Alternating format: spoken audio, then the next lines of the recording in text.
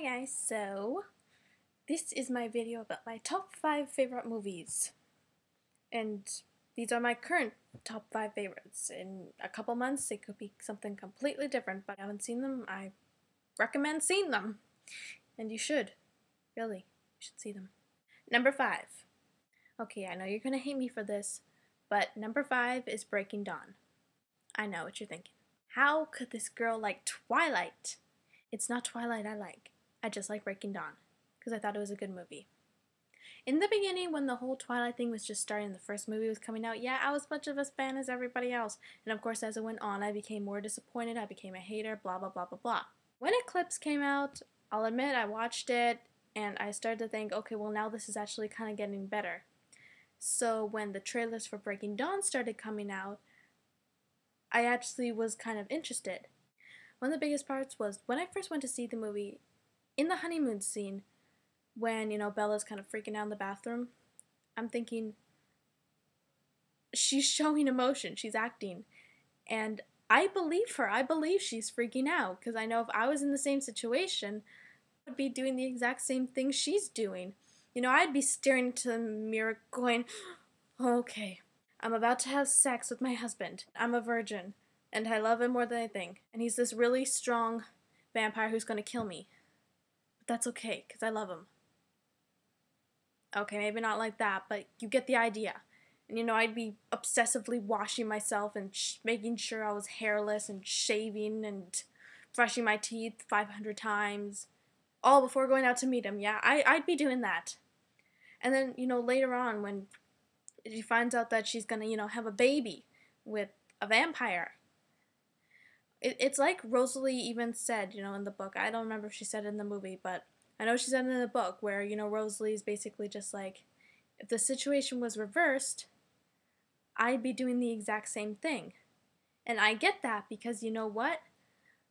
A mother's protective instinct and love is the strongest thing there is.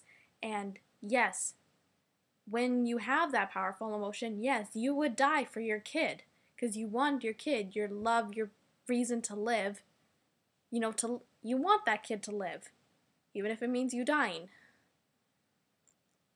All in all, it was a great movie, and the special effects were quite amazing. And I've always been the type who's just like, yeah, I want to know what's going on behind the scenes. I want to know how the special effects were done. And so I was really interested, well, how did they make her, look sick and dying and blah, blah, blah, blah, blah. And afterwards, after watching it like twice, I went to behind the scenes videos and, watched all the behind the scenes, like how they made her look so sick and how it was really a dummy that made her body. And anyway, you can look at those behind the scene videos on YouTube, and they're really interesting if you're interested in that kind of things. I quite enjoyed them. And it was a great insight to how they made that. Number 4, The Blue Lagoon with Brooke Shields and some other guy whose name I don't remember. Now, I know this video came out in 1980, and I know there was a kind of a lot of controversy going to it because of all the nudist and kind of sex scenes going on, and the main actors, Brooke and whoever else, they were basically teens who were doing this. Of course, in some parts there was like a body double, but for the most part it was actually them. Personally, why does it matter? A body's a body, a work of art. And I mean, besides acting, it's not like it's real, it's acting. That's their job. And you know what? They did a damn good job of it. I believe the story. The thing I like is that it's not one of these, cheesy, they're saved, happy endings, fall in love, blah, blah, blah, blah. Okay, yes, they do fall in love, but there is no happy ending, because they die in the end, sort of. They fall asleep and never wake up. And, their baby is going to fall asleep and die and never wake up, or never wake up and die, whichever comes first. But, besides that sad ending, the movie was really enjoyable. I first heard about this movie because I saw an ad on TV about how they're remaking it into a newer version, but with less explicit scenes. I don't have high hopes for it. Number 3, Memoirs of a Geisha. Wow. Now, I first heard about this movie when I was bored one day and going through Mad TV videos. and I saw Mad TV version of Memoirs of a Geisha with their parody of it. And I watched it a few times, found it quite funny. Obviously, at the time, I hadn't read the book, I didn't see the movie, I didn't really understand what was going on, but I still enjoyed it. And then after a while, I'm just like, okay, no, I gotta go see the movie. So I went on Netflix and I watched Memoirs of a Geisha, and I enjoyed it so much. Oh my god, one of my favorite Chinese actresses is in it, Gong Li, playing Hatsumomo. There's Ziyi Zhang, playing Chio, and Michelle something playing Mameha, and like these three Chinese actresses who I really, really, really love from some other Chinese movies. I'll mention them down in the description. The movie itself was pretty amazing because it gives great insight to what Japan was like, 1920s, before World War II and all that, and they did a great job. It really makes you think about, what was actually happening. And then going into World War II, how, other parts of the world were affected. And I mean, it's not like this movie is supposed to have major, happiness in it. It's not a happy movie. It's actually a really kind of depressing movie. And yeah, there's the happy romance, it has a happy ending, but it's a very serious movie. I mean, after watching it a few times, I then went and read the book. And, to be honest, I don't really care if they didn't, make Nobu lose an arm, I don't care if he had two arms. But they for the most part, they stuck to the book, excluding, showing the old woman showing Chio as an old woman telling the story. They just have her narrating it. But they stuck to the book, and so go watch, if you haven't seen it, go watch the movie, go read the book. Number 2, it's The Hunger Games. Now this is something that has happened to me quite a few times with different things, where I'm on YouTube, I'm searching stuff, and then I sometimes see this little thing from a series or a musical or a book, movie, whatever. I haven't heard about it, but I see this one little part from it and I enjoy it, but then I never go and research the rest of it. And that's what happened here with The Hunger Games. Someone wanted to make a Sims movie based off the Hunger Games book. And I saw it, and at the time it was just, they were holding auditions for it, and I'm just like, oh yeah, that looks cool. And then I liked the music, and then I found Rue's Lullaby, and someone had made their own tune to it, and I enjoyed that. I added that to my iTunes.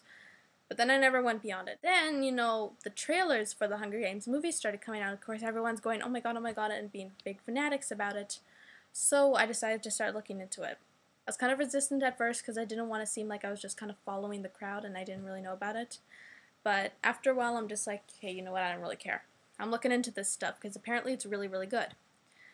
And so what happened actually at first was that my dad surprised me and got me all 3 books. And so before even seeing the movie, I went and I read all 3 books.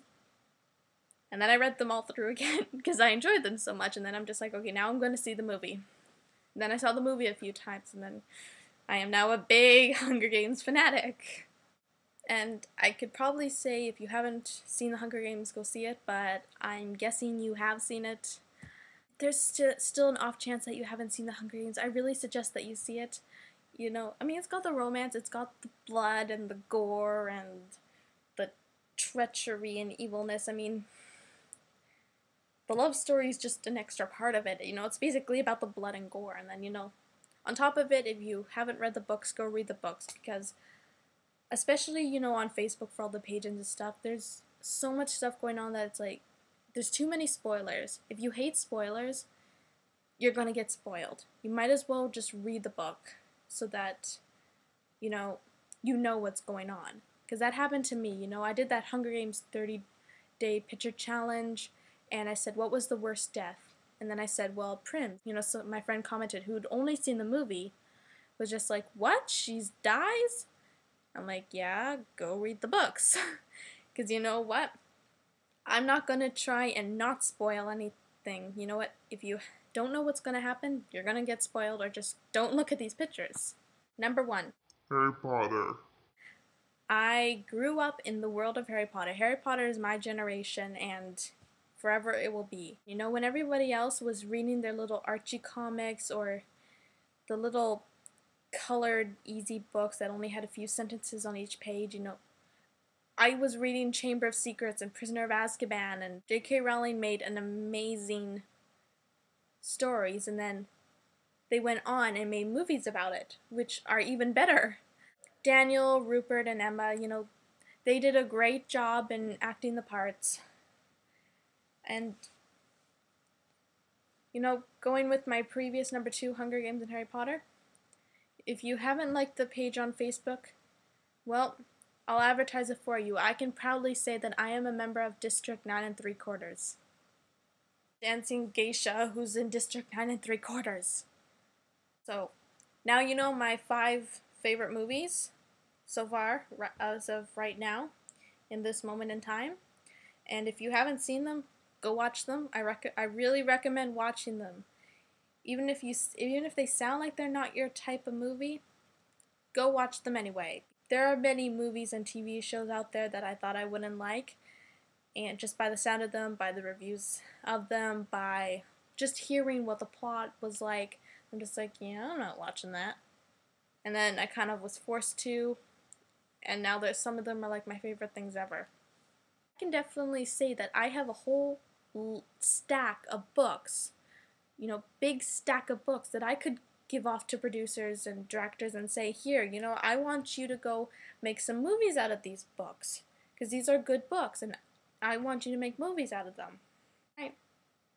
Rate, comment, and subscribe, and wait to see any new videos that I put out. And I don't know what they're going to be like yet. I don't know when they're going to be out. I don't know what they will be about. But when I think of something that might entertain the YouTube universe, I will record it and I will put it up. Because apparently people like watching other selves and talk themselves to death.